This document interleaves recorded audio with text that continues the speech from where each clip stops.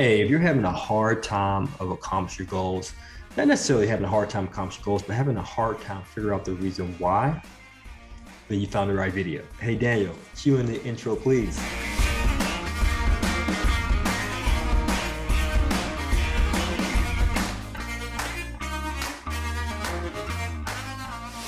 Hey, how's it going, friend? Juan Pablo here from 100% Finance.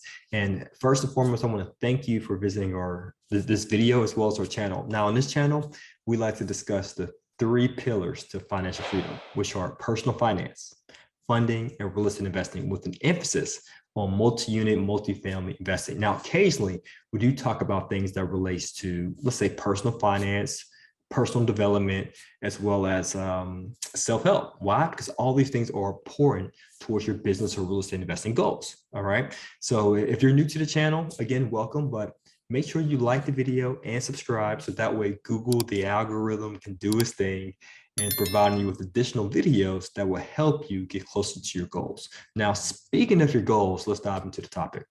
One of the reasons why people have a hard time accomplishing goals is this, and I think this is the number one reason. Let's just go ahead and dive into it. Accountability, or the lack thereof. Meaning, more often than not, you're not able to, hold yourself accountable. And why is that? The reason why you're not able to hold yourself accountable for your goals is because you simply don't have them written down. So if you don't have your goals written down with specificity, especially in an area in which it could be visual, unless you have it, let's say, on your desktop. That's the reason why I'm doing the video like this, because I'm gonna show my screen in a minute. But let's say you don't have it on your desktop or you can easily access it. More than likely, you want to accomplish your goals. It's like the old saying, out of sight, out of mind. So if you happen to have your goals up here, but not written down here, or somewhere on a spreadsheet or Google Doc or slide presentation or what have you, more than likely you'll forget about your goals. So what I like to do is I like to have my goals written down. I either have a sticky note and I place it on my screen, or I have an alert or a notification on my Google Calendar that notifies me, hey, I need to revisit my goals. I need to revise them. And I do this frequently, right? And you want to be able to do this on a monthly or quarterly basis. And then you want to make sure once you have your big goal, let's say your big goal was to buy a multi-unit property, make sure it's specific. Well, what kind of multi-unit property? Where? How many units? Purchase price, right? What type of cash flow? What type of return?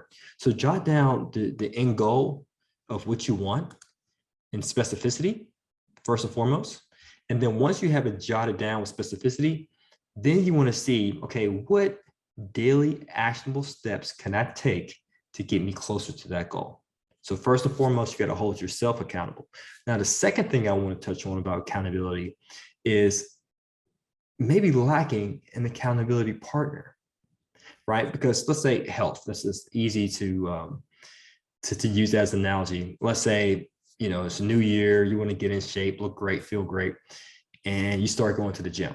Now, you might be disciplined enough to do some workouts. However, knowing yourself, someone pings you on your cell phone and you get sidetracked, even though your heart rate is up, but just now texting someone back and now your heart rate's going lower. Or you might say, you know what, I'm gonna do some push-ups. Okay, I did 10, that's enough, I'm a little exhausted. And you might just, you might not do your best since you have no one there to hold you accountable. Now, if you happen to have an accountability partner, a workout buddy, in other words, he might slap that cell phone out your hand and say, hey, man, we got to go to the next exercise because you got to keep your heart rate up. Or if you do 10, he might encourage you, or she might encourage you, hey, do 2 more, do 5 more. Come on, push it. And that's what you need. So you might not have anyone that gives you that added push or that nudge to hold you accountable. Now, this is one of the things I want to share with you here. So we actually have a bonus module in our training program about accountability. Okay, we talk about accountability partnerships and spreadsheets. So I'm not going to go too in depth, but we want to make sure that you have your goals in mind, you fill out a form, and you make sure you have a accountability partner. So I'm just going to open this up quickly. All right, and this is only available for students, by the way. So let's say you had an accountability partner. you got John, you got Jane.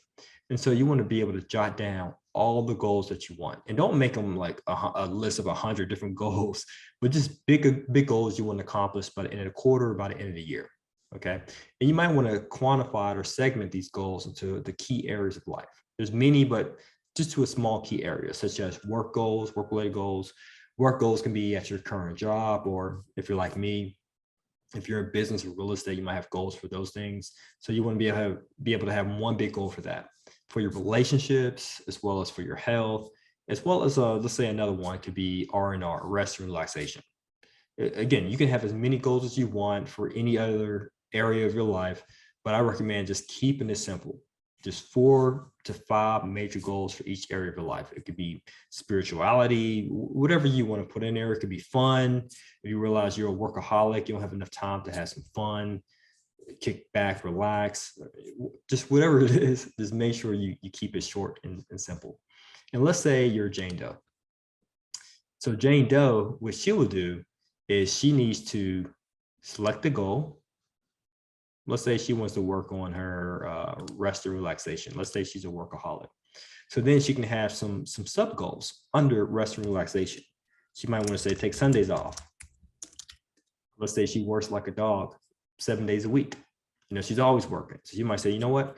I want to consolidate my schedule and at least take Sundays off so she can rest more. Let's say recovery. She might want to stretch 15 minutes in the evening. You know, let's say she works like a dog, meaning she works a lot on her business, on her portfolio, but she also works out a lot in the gym. And then she wants to be able to get more R&R because she realizes she's a little bit tight in her shoulders and her hamstrings. So she might need to stretch more, just whatever it is. And depending on the date, let's say today's date is this date. And then if she took Sunday off, she can put a 1 there. If she plans to do 15 minutes a day of stretching, she can say, oh, I did it Monday. I didn't do it Tuesday. I did it Wednesday. I did Thursday. I didn't do it Friday. I did it Saturday. And the rest of these days, she can put zeros. Okay. So as she's completing these items, again, everything's binary, 1 or zeros. Then at the bottom, she has the grand total of her score. So that way it could be somewhat gamified, meaning Jane Doe, she might have had a grand total at the bottom with all her goals of 50 points for the week. So it's all weekly, okay, Monday through Sunday. And let's say John Doe, even though his goals may be different, he still has the same number of days in the week. And let's say he was able to have a couple of 1s in here as well with his goals, and his grand total might be 48. So for that week, Jane Doe won. And there should be some sort of reward system if whoever has the most points in a week gets X, and that's up for the accountability partners to decide.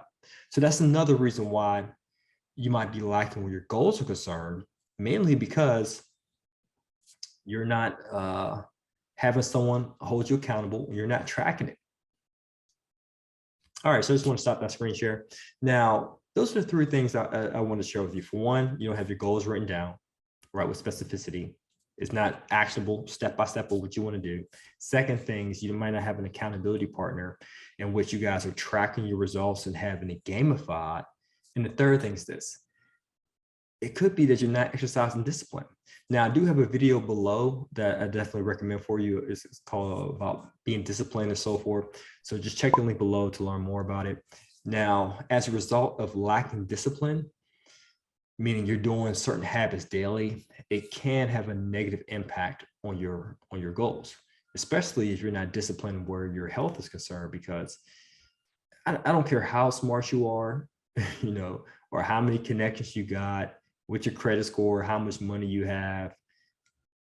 It doesn't matter if your health is not up to par, because even if you have all these other qualities, but if you're lethargic by the time you reach your financial goals, or if you're lackluster where your energy is concerned, if you don't have the mental clarity and fortitude, you're not going to be able to get it done, right? So I'm not going to belabor that third point so much. Again, as I shared, I do have a video recommendation. So just check the link below in the description to watch that video in which I talk about discipline.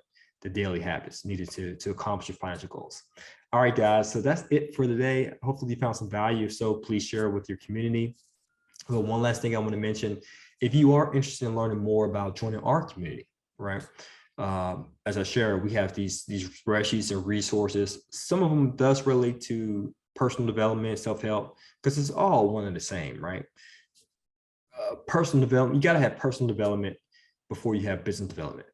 You know, it'll be silly to think that, oh, I want to have this huge multifamily portfolio and tons of rental properties, a beautiful business that's producing so much cash flow and profits, but you lack the personal development. You got to have personal development before you have business development, right?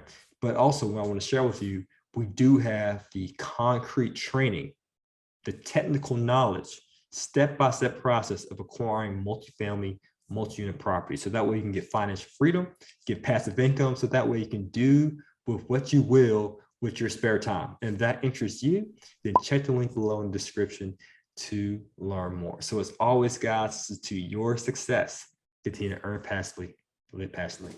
Peace.